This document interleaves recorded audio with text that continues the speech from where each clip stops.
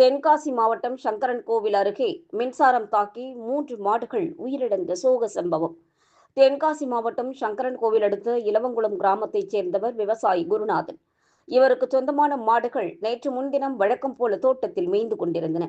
அப்போது தோட்டத்தில் மிகவும் தாழ்வாக தொங்கிக் கொண்டிருந்த உயர் மின்னழுத்த மின்சார கம்பிகள் எதிர்பாராத விதமாக மாடுகளின் கொம்புகளில் சிக்கின. இதில் மின்சாரம் பாய்ந்ததில் குருநாதனுக்கு சொந்தமான 3 மாடுகளும் சம்பவ இடத்திலேயே துடிதுடித்து உயிரிழந்தன.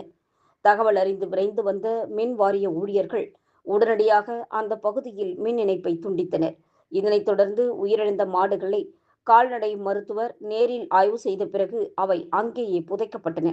மின் கம்பிகள் முறையாக பராமரிக்கப்படாமல் தாழ்வாக தொங்கியதே இந்த விபத்திற்கு காரணம் என புகார் எழுந்துள்ளது.